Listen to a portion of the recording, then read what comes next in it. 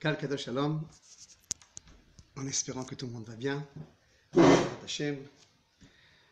Aujourd'hui, on va continuer dans les Pirkei Avot. Et le sujet que je voudrais aborder, c'est que, comme je l'ai mis dans le titre, toute la vie d'une personne, elle dépend que de lui. Je vais, pour bien constituer le sujet que je voudrais développer avec l'aide de Dieu, je vais donner deux histoires, deux petits événements que j'ai vécu avec des amis, Bezrat Hashem, pour bien cadrer le problème. Des fois, il y a des couples qui viennent nous voir, et la situation paraît bloquée, ou de la part de la femme, ou de la part de l'homme, et donc, comme si, et alors, donc on attend l'événement, on attend que ça se passe, que ça se débloque, ou non, et on verra après qu'est-ce qu'on décidera. Ça peut être la femme qui est bloquée, qui dit non, moi je ne veux plus continuer avec ce monsieur-là. Ça peut être l'homme qui est bloqué, moi avec cette femme je ne veux pas continuer dans cette situation, etc. Et ok, et la personne qui subit, qui dit bon, elle est bloquée, je ne peux rien faire, ou il est bloqué, je ne peux rien faire. Et donc j'attends que elle se débloque, il se débloque, et peut-être ça ira mieux, ou bien oui, ou bien non. Beaucoup de fois, plusieurs fois qu'on a traité des problèmes de couple comme ça, avec l'aide de Dieu, avec mon épouse, on reçoit des couples souvent, etc. Et c'était ça, c'était une situation bloquée, on est en attente de la situation. Ou bien lorsque une personne a essayé dans la vie, a essayé d'avoir une réussite sociale ou autre, etc. Et ça n'a pas marché, et ça l'a bloqué. Il est resté bloqué à la vie. Et qu'est-ce qu'il attend? Il attend que la vie, elle passe. Et au lieu d'essayer de trouver une situation qui va débloquer la vie, on attend que quelque chose se passe.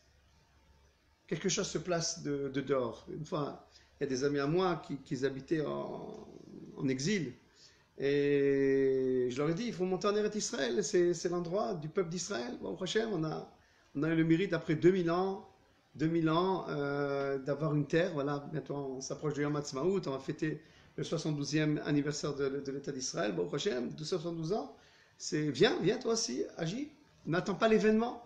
Il me dit, j'attends que le Mashiach y vienne. Alors je lui dis, bon, mais entre-temps, on va tous travailler pour toi. Pas que ce que tu fais, ça n'a pas de valeur, je ne dis pas ça. Mais tu comprends que l'essentiel travail du juif, c'est sur sa terre. C'est là où il crée sa dimension nationale et sa dimension de juif à part entière. Un juif qui vit sur sa terre, avec son peuple, et qui fait toutes les mitzvot, qui ne sont pas seulement les mitzvot particulières à l'être humain, mais les mitzvot de la nation. J'attends l'événement. Bon, j'attends l'événement, ok.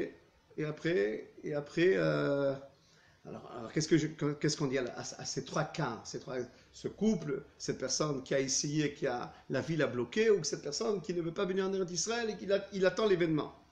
Qu'est-ce qu'on dit à ces trois personnes? Tu dois créer l'événement.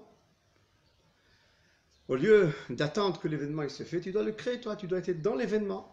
Tu ne dois pas être acteur seulement, tu dois pas être seulement spectateur, pardon, tu dois être acteur, tu dois être celui-là qui est dans l'événement. Comment le peuple d'Israël a réussi pendant toutes ces années? Comment on a pu avoir un État aujourd'hui, bon prochain, avec l'aide de Dieu? Qu'il y ait des gens qui ont décidé de se prendre en main, qui ont créé l'événement.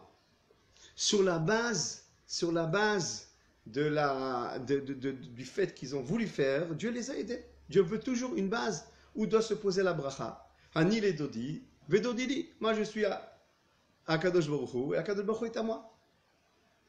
Et donc, mais le point essentiel qu'on va voir dans le Pirkei Avot, c'est qu'une personne doit savoir pertinemment que toute sa vie, elle dépend de lui. Okay? Il y a des personnes, malheureusement, qui mettent leur blocage et leur difficulté d'avancer à cause de Lot. C'est Lot qui a tout fait que maintenant je ne peux pas avancer. En aucun cas, mon rêve Rabotai. Dieu a donné une neshama à la personne qui peut, avec cette neshama-là, transformer des mondes. Il peut transformer toute une vie. S'il prend sa vie en main, il peut la transformer, il peut la changer, il peut être un autre être humain. Okay? Tout dépend de toi. Okay? Tu dois décider. Maintenant, comment on décide? On décide dans la tête, tout d'abord. Okay? Tout se passe dans la tête d'une personne. Moi, j'ai un ami, très zélé, très courageux, okay? Très dégourdi. Alors, je lui dis, comment tu fais? Bon, tu es toujours présent, tu dis toujours oui. Il me dit, Rav, tout dépend de là. Tout dépend de ce qui se passe dans la tête de la personne. Si elle décide de vouloir, elle veut. Et plus que ça, que quand Kadosh Baruch Hu, il donne une réussite à une personne, c'est selon ce qu'il a voulu. C'est lui que ça commence toujours par la personne. On sait que les Chachamim nous posent la question, quelle est la différence entre la Géoula d'Égypte et la Géoula qu'on attend jour après jour, Bezat Hashem Yitbarach, qu'elle se présenterait bientôt. La Géoula d'Égypte, elle était un cadeau. Dieu nous a fait sortir d'Égypte, malgré qu'on n'avait pas tellement de mérite. On dit dans la Haggadah, tu étais nu, tu n'avais rien, mais je t'ai sauvé pour des raisons très profondes, etc. Mais c'était un cadeau. Parce que c'était un cadeau, il s'est passé autant de difficultés pour se relever. Après, on est tombé dans le veau d'or et dans les fautes du désert, et après, etc. Parce que c'était un cadeau. Ce n'était pas une acquisition de la personne. Parce que toute chose qu'une personne veut acquérir, elle doit travailler elle doit laborer pour cette chose-là. À la contre de la Géoula qu'on attend maintenant, la Géoula qu'on attend, elle dépend de nous. Elle dépend de nos efforts. Lo bechipazon titseu, dit le prophète Yeshaya. Vous ne sortirez pas précipitamment. Et en plus, ça sera de votre force, votre courage, le fait que vous allez entreprendre des mitzvot, des maasim, de conquérir la terre d'Israël, de ramener la Torah sur la terre d'Israël. Ça dépend de vous, la Géoula. Et ne restez pas en attente, croisez les bras et attendre. Qu'est-ce qu'aurait été notre terre si on n'aurait pas eu tous ces hommes courageux depuis Abraham à jusqu'à aujourd'hui, qu'ils étaient tout le temps devant une situation. Vous savez que quand un tzaddik, Dieu lui disait quelque chose, Abraham, Yitzhak, Jacob, il disait Hineni. C'est quoi Hineni? Je me présente devant toi et je suis là pour être associé à toi, à Kadosh Baruch Hu. C'est ce que j'ai l'habitude de dire aux gens qui se plaignent de la difficulté de monter en Eretz Israël, etc., etc. Il dit, tu dois être un pionnier. Tu dois savoir que lorsque tu montes en Eretz Israël, tu dois être un pionnier. Quand tu entreprends la Torah, tu dois être un pionnier. Tu fondes un foyer, tu dois être un courageux. Quand tu fondes... Tu as des enfants, tu crées une famille, Bezat Hashem, tu dois être au-devant de la situation. Chaque enfant, tu dois être au-devant associé à son combat. Tu dois être présent. Tu lâches le combat, la vie te lâche quelque part. Et les résultats se font qu'après tu vis une vie de rattrapage qui est très difficile. Mais une personne qui prend la vie tout le temps, un instant avant l'événement, comme font les tzadikim, comme on fait les tzadikim, alors il n'est jamais en retard. Il est toujours devant la situation et il sait la dominer. Quand on dit une personne, vous savez qu'on est dans cette époque de Pirkei Avot. Pourquoi j'insiste dans les Pirkei Avot? Parce que c'est une préparation pour la donnée de la Torah. Et les Pirkei Avot, c'est le profond des Pirkei Avot, c'est de préparer tout le temps à être un instant près avant la situation. Ne sois pas moufta, tu es, comment on dit moufta, tu es une situation qui vient, que tu t'y attends pas. Ne sois pas une personne dans des situations que tu ne t'attends pas de cette situation. Que tu es d'un seul coup, il y a une situation et je ne m'y attendais pas et je suis débordé de la situation. Les tzadikim, tout le temps, ils sont avant la situation. Okay? Ça, c'est mon surpris, voilà, c'est le mot que je veux savoir. Ne sois pas surpris d'une situation, sois au-devant de la situation. C'est dans Pirkei Avot, cette idée que je suis en train de vous dire. Et on va essayer de l'étudier avec plusieurs aspects, avec plusieurs commentateurs. C'est une très belle Mishnah du Pirkei Avot. Ceux qui ont les Pirkei Avot, les psaumes de nos ancêtres devant eux, qui ouvrent le chapitre à Aleph, le premier chapitre, et de la Mishnah Yudalet. La Mishnah dit comme ça, au nom de Hillel, un enseignement de Hillel Azaken. Il disait comme ça, Waya Omer, Im en anili. Si je ne suis pas pour moi, si je ne fais pas pour moi, Mili, qui fera à ma place? Maintenant, c'est à tous les niveaux. C'est au niveau matériel, au niveau moral et au niveau spirituel. Si je ne pense pas avoir un travail, et amener ma parnassa, et être devant de la vie, qui le fera à ma place? Ou bien c'est au niveau moral. Le moral, on sait qu'une personne, dans cette période-là de Pirkei Avot, entre Pesach et Shavuot, doit surtout réparer ses défauts. Si je ne le fais pas, alors qui le fera pour moi? Si je ne me prends pas soit responsable de moi-même, qui le fera à ma place? Ou bien spirituel.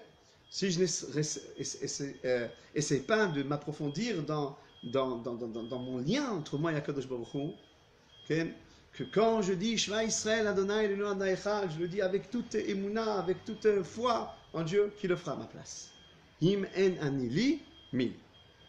Continue la Mishnah. Ukshihandi le'atzmi. Mais maintenant, qui je pense qu'à moi? Ok, tu es maintenant entier, tu as pensé à toi, etc. Mais tu risques d'être égoïste. Tu risques de tout ce que tu as acquis au niveau matériel, moral ou spirituel, les bonnes qualités que tu as maintenant, le bon lien avec Akadosh Baruch Hu, bien la réussite matérielle que tu as autour de toi, tu risques, si tu es égoïste, de la garder pour toi-même. Alors dit la Mishnah, si tu une vie pour toi-même, Mani, qu'est-ce que tu es? Parce qu'une personne, comme on dit dans la Haggadah, une phrase très forte dans la Haggadah, lorsque le rachat, il dit Ma avoda azot lachem, quel est ce travail qui est pour vous? Qu'est-ce qu'on lui répond? Il s'est détaché de l'assemblée, alors comme si il était renégat envers Dieu. Une personne qui se détache de l'assemblée, sa réalité elle est toute changeante. La réalité d'un juif est d'être lié à son peuple. C'est ça la vraie réalité. Quand tu dis c'est quoi une personne, c'est quoi moi? C'est moi qui est lié à tout le monde. C'est ce que dit la Mishnah. Et quand je suis que pour moi-même, qu'est-ce que je suis? Vehim lo arshav. Et si maintenant je ne fais pas, et ma taille, quand je vais le refaire. Quand je vais faire, si maintenant je ne me prends pas en main, quand je me prendrai en main? Quand même, vous savez, il y a des personnes que psychologiquement, toujours ils retardent l'événement. Mais ils le retardent, ils disent on va le faire plus tard. Donc ils se sont calmés psychologiquement, mais quand arrive le moment, ils le retardent encore. Quand tu montes en Israël, on prépare. Mais c'est maintenant qu'il faut. C'est maintenant que se passe tellement de choses sur la terre d'Israël. C'est maintenant que le peuple d'Israël retourne sur sa terre. C'est maintenant qu'on essaie de décrocher la royauté du roi Mashiach. C'est maintenant que la Géoula est proche. Alors pourquoi tu regardes? Quand tu vas te marier, on a le temps. Je finirai. Mais le temps qui passe ne se rattrapera pas. Il y a du mal à se rattraper. Il y a un temps pour chaque chose. Il faut l'apprendre. C'est quoi le temps de chaque chose aussi, etc. Alors la Mishnah dit, et plus que cela, la Mishnah dit, Imla Arshav et Matai, c'est possible que le temps n'arrivera pas. Tu sais qu'est-ce qui se passera demain? Aujourd'hui, tu ne sais pas ce qui se passera. Il y a un terme que j'ai vu chez nos maîtres. On est dans un monde de changement. On la machinouille. On change d'un moment à l'autre. Alors dit la Mishnah,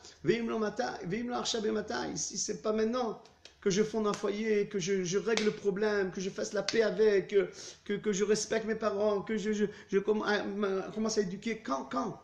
Chaque temps qui passe, c'est une perte. Donc, Himla Arshav et Matai, et tu ne sais même pas seulement c'est une perte de maintenant, et demain je me rattrape, peut-être même demain tu ne pourras pas te rattraper. Pourquoi? Pour deux raisons. Peut-être demain, il n'aura pas de demain, et peut-être ça sera trop tard aussi. Ça sera trop tard. Tu as laissé les choses faire, les choses se sont faites. Et à ce moment-là, tu veux, quand les choses se sont faites, rattraper l'éducation de tes enfants, rattraper ton couple, rattraper ton lien avec la terre d'Israël, rattraper la Torah, mais le temps s'est passé. Donc, Imla Arshav et Matai. Maintenant, et si tu es de ces personnes-là qui a ouvert les yeux tard, c'est possible. On est toute une génération qui font tchouva. Alors, ben, ça donne. Alors, dès que tu as ouvert les yeux, commence à être présent. Okay? C'est ce que dit Imla Arshav et Matai. Ça, c'est l'explication une des explications. Il y a une autre explication qui dit Imla Arshav et Matai.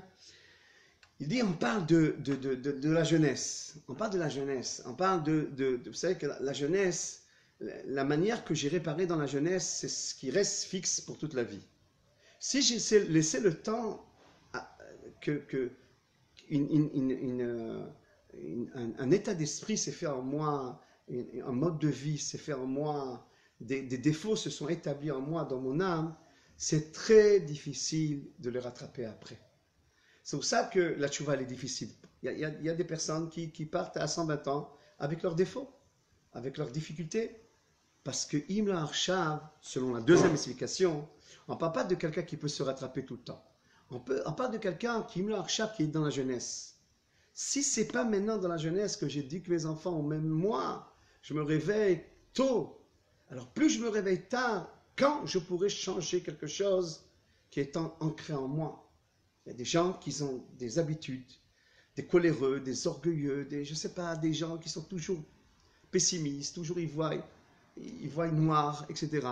Et c'est irrattrapable des fois. C'est pas irrattrapable, phrase de Charles, mais toujours tchouva. Mais c'est très difficile à rattraper. Plus le temps a passé, plus tu as créé une difficulté en plus pour rattraper tous ces défauts qui sont en toi maintenant. Alors, Vimlo Arshav, si tu ne fais pas quand tu es jeune, alors quand? Et si quand tu étais jeune, tu n'as pas ouvert tes yeux, alors dès que tu as ouvert tes yeux, rattrape-toi, hein? Ça c'est d'une. Et quand tu as amené une famille, fais-leur en sorte que lorsqu'ils sont jeunes, qu'ils s'habituent à être des bons juifs, avec des gens droits, des gens bons, des gens qui ont des qualités morales, éduque-les, que ce que toi tu n'as pas eu dans ta jeunesse, tu le transmets aux générations, et en fait, quand ça fait une réparation de toi aussi. Ça, c'est l'explication que donne le Pirouche au nom du Rambam, au nom de Maïmonide.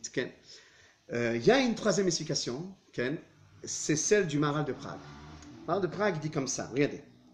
Kitzarich Adam, une personne doit la shlimatzm, être complet.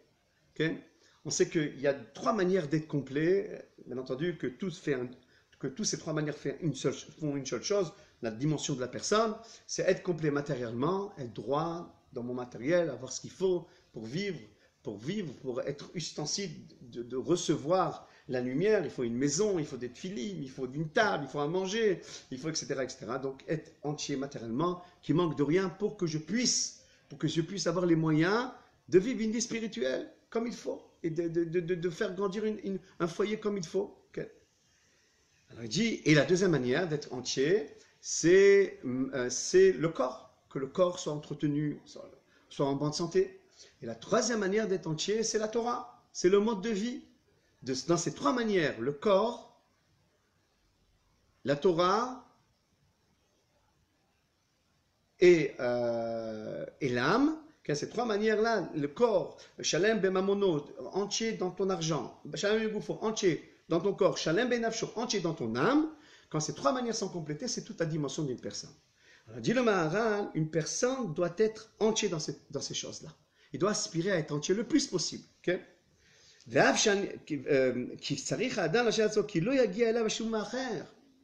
Il dit parce que ce n'est pas l'autre qui va te compléter.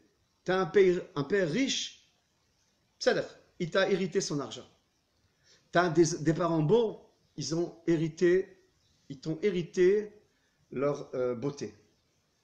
Tu as des parents tzadikim, tu as des parents qui ont appris la Torah, ils ne te l'héritent pas ça.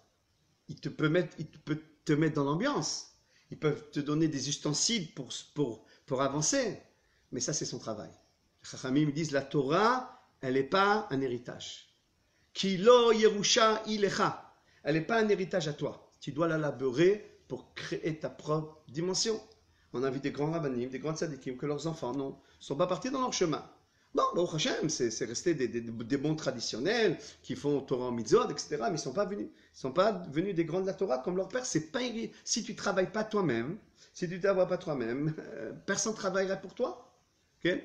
Et je dirais plus que ça. Même dans l'argent et dans le corps, si tu n'entraînes pas, si tu entretiens pas cet argent-là que ton père t'a donné, tu n'entendras pas cette force de ton corps et ces qualités qu'on t'a données, ça risque de tomber. Okay? Ou bien tu seras un capricieux qui rien que recevoir et tu ne sais pas créer toi-même ta propre dimension matérielle ou morale ou spirituelle. Okay? Alors même dans l'argent et dans le corps, okay? Si toi-même tu n'es pas actif dans ça, alors tu restes manquant, tu restes manquant toute ta vie. Alors dit le Rav, donc ça, la dimension d'une personne, la plénitude d'une personne, elle ne reçoit pas d'un autre. כלומר, מה שאדם עושה מצוות בגופו וכולי, כן? והן בזה השלמה אל הנפש, דהיינו השלמה כראוי אל הנפש ומעלתו. ולכן אמר, מה אני כי סוף סוף בן אדם הוא, כן? Et dit, même maintenant tu as essayé d'entreprendre, sache que tu arriveras, rien que très peu arrive à être complet entièrement. Comme ça dit celui de Maharal. Kshani la atzmi, allez, je me suis pris en main, bah au prochain. Mani, malgré cela, tu seras loin du compte. Mais en fin de compte, tu as essayé. Car dans ce monde-là, on essaye d'avancer tout le temps. Okay? Baruch Hashem. Mais malgré cela, même, tu as essayé toujours cette note d'humilité. C'est pour ça que c'est Hillel qui a dit cette Mishnah, comme ça dit le Maharal de Prague. Il dit, Hillel, avec cette note d'humilité, il dit, même si une personne essaye, a fait tout ce qu'elle peut faire pour se compléter, comme on l'a dit, financièrement, moralement, spirituellement, Shalem Begoufo, Bemamono, Betorato, etc., elle reste loin du compte. Mais c'est pas grave. Parce qu'Akadosh Baruch Hu, il sait qu'on est fait avec un corps qui nous empêche de s'élever. Mais au moins, tu as essayé. Et quelques-uns parmi nous arriveront encore plus à réussir. Peut-être même à être entiers, comme les grands d'Israël, etc. Mais ça, c'est très difficile. Malgré cela, il est dans son humilité, nous dit, et quand je suis que pour moi, Mani, malgré cela, tu restes limité. Vehim lo arshav, dit le Maharal, vehim lo arshav, et matai. Et si c'est pas maintenant que je décide de me prendre en main, quand? Pourquoi? Il dit comme ça. Qui a Adam ktsar yamim, une personne, elle vit très peu. Et le travail, il est très long. Comme ça on dit dans l'Empire Ka'avot, au nom de Rabbi Tarfon, Amelacha meruba, le travail, il est très grand. Et si tu dis, allez, je repousse ça. Quand j'aurai ma retraite, je commencerai à me mettre à l'étude. Je commencerai à me mettre à étudier, etc. Mais à Kadosh Baruch Hu, si tu veux, tu as laissé la possibilité d'étudier, de prier, de faire les mitzvot, même avant. Seulement, tu n'as pas su diriger ta vie. Okay? Tu t'étais investi rien que dans une chose, qui est le matériel, ou qui est autre chose qui n'était pas essentiel, on va dire. Il y a des gens qui s'investissent dans des choses qui ne sont pas l'essentiel de la vie. La vie, c'est pas moi qui l'a définie. C'est Dieu qui l'a défini, la vie. Et il nous a donné qu'est-ce qui est essentiel, qu'est-ce qui est secondaire. Okay? J'avais un ami qui collectionnait des coques. Et il avait des coques en bronze, des coques en argent, des coques en or. Toute sa vie, il collectionnait des coques là. Tout. Je lui ai dit, mais je me disais, mais est-ce que les coques le réveillent au moins pour la tefila du matin? Peut-être, je ne sais pas. Okay? Mais comment tu t'es investi autant sur des choses qui se sont secondaires et tu les as fait essentielles? Et si tu ne sais pas qu'est-ce qui est essentiel et qu'est-ce qui est secondaire, demande au tzadikim. Demande à celui qui sait. Va voir la Torah. Qu'est-ce qu'elle nous a enseigné? Qu'est-ce qui est primordial chez la personne? Et c'est dommage parce que des fois, toute une vie, elle passe. Il s'est investi sur quelque chose qui est secondaire. Et en fin de compte, il est rentré dans son moi, à moi, dans ce qui l'intéresse sans le voir les autres. Parce que si tu ne t'investis pas dans ce qui est essentiel, même tes enfants, même ta femme, même tes voisins, même tes amis, tu ne pourras pas leur transmettre ce qui est essentiel. Tu es collectionneur de quelque chose, c'est bien d'avoir des occupations, des divertissements, on n'est pas contre ça. Mais ne fais pas de ça l'essentiel. Il y a déjà l'essentiel. Et si tu es dans l'essentiel, même le secondaire, il a une autre une autre manière de l'aborder, une autre manière de le voir. Quand je donne un exemple, il y a des personnes qui aiment les animaux. Pourquoi pas? C'est des créatures que Dieu a créées, etc. Ils aiment collectionneurs d'animaux, d'oiseaux, de poissons, de toutes sortes. Il n'y a pas de problème. Au contraire, il faut qu'une personne doit se détendre, avoir des divertissements. Mais si il fait de ça l'essentiel, est-ce qu'il a rempli vraiment sa vie dans ça? Mais si maintenant, il ne fait pas de ça l'essentiel, mais il fait ça de celle le secondaire, et sa vie, c'était une vie de valeur. Comment arriver aux vraies valeurs, comment arriver à l'humilité, à la crainte de Dieu, comment arriver à aider mon prochain, comment arriver à être un bon mari, à une bonne femme, comment éduquer droitement, avec bonté mes enfants. Si c'est de ça j'ai fait l'essentiel, même ma vue sur le secondaire, il sera autre. Je verrai la créature comme celle de Dieu. Je verrai la créature comme une sagesse. Comme on dit dans Marabu Maasecha Adonai, Kulam Bechorma Asita. Qu'est-ce qui sont immenses, tes actions, Dieu. Tu les as fait tous avec sagesse. C'est qui parle? David Amelech. Ce roi-là qui savait contempler Hashamem et Saprim Godel. Ou Maase Yadam Magid Arakia, nous dit David Amelech.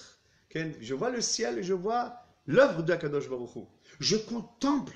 Je suis un scientifique qui contemple avec les yeux qui craignent Dieu. Même le secondaire, il devient essentiel. Je l'utilise pour l'essentiel. Le Rav Kook, il dit dans un de ses livres, il dit tout aide à la personne, à la plénitude de la personne. Tout le savoir. La science, la physique, la chimie, tout aide. Tout aide. À être complet, mais à une condition que toutes ces choses-là, je les lie à Dieu, à la crainte de Dieu. Ce sont les œuvres de Dieu. Et je veux comprendre comment marchent les œuvres de Dieu. Ça va? C'est bon? Tu contemples. Comme il a dit Shlomo Amelech, regarde la fourmi, comment elle travaille, comment elle est zélée, comment elle n'est pas feignante. Toi le feignant, lui dit, apprends de la fourmi qu'il ne faut pas être feignant, comment il faut travailler, etc. Alors nous dit le Maharal de Prague, je reviens au Maharal, la vie elle est courte. Alors mets-toi à cette vie courte, dans l'essentiel, pour que même le secondaire, il a sa vraie valeur. Il a sa vraie valeur. Pour cela, une personne de ce fait-là, elle doit se réveiller de son sommeil, comme ce coup de chauffard là, qui le lève chaque année, chaque Rosh Hashanah, lève-toi. Comme il dit le Rambam, il dit, mais c'est quoi ce son de chauffard? C'est le son du chauffard qui réveille les endormis. Pas les endormis qui dorment, les yeux fermés, les endormis de la vie. Ceux qui laissent la vie passer. Après ils se disent, qu'est-ce que j'ai fait? Pourquoi j'ai pas fait plus que cela? Pourquoi j'étais pas présent plus avec mes enfants, avec ma femme, avec ma famille, avec mes parents? Et après, qu'est-ce qu'ils font? Ils vivent sur les regrets. Ah, j'aurais dû. Tout leur passé, ils deviennent un regret. Bien entendu, il y a la tchouva. Baruch Hashem, il y a la tchouva. Mais pourquoi, encore une fois, je me répète, pourquoi vivre une vie de rattrapage, une vie de regret? Dès maintenant, t'es jeune, t'as ta force, relève-toi. Et si quelque part, le temps a passé, comme ils disent les chachamim, jusqu'à 120 ans, tu peux faire tchouva. Jusqu'à le dernier jour, tu peux faire tchouva. C'est une tchouva plus dure quand c'est tard, mais tu peux faire tchouva. Tu peux rattraper ce qui est rattrapable. Et tu peux lever les yeux et dire, Akadosh Baruch Hu, j'aurais voulu que... Mais j'ai pas pu, mais j'ai pas su. Peut-être c'est vrai. Peut-être qu'il n'a pas su parce qu'il n'a pas pu, etc. Alors maintenant que tu sais, mets-toi au travail. Vu que maintenant, il dit, toute ta vie dépend de toi, dit le Maharal, alors c'est pas l'autre qui va te compléter. Il va utiliser la Torah, ça te complète à toi, non? Ça te protège peut-être, la Torah bien entendu, elle protège le peuple d'Israël, mais toi tu restes incomplet. Dit le Maharal.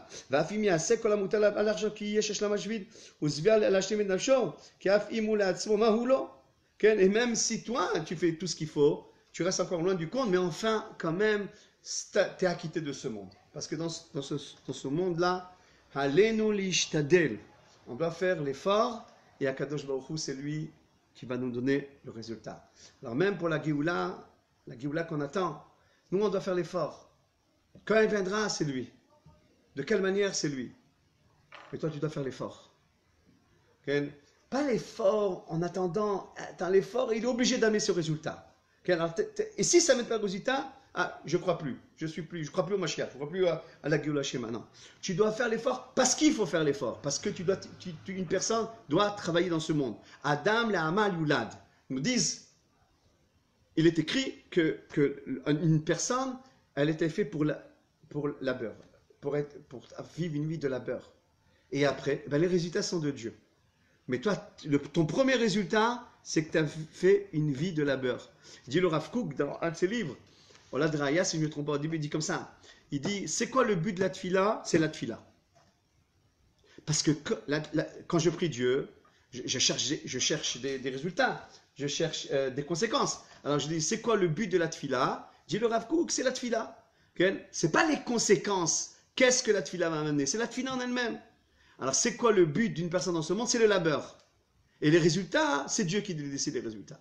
Mais que Dieu nous éclaire dans sa Torah, et dans des mitzvot, maasim tovim, que tout le monde soit en bonne santé, qu'Akadosh Baruch Hu nous guérit de cette épidémie, et qu'il nous amène la Yeshua, Bimera, Amen, Shalom, Lekula.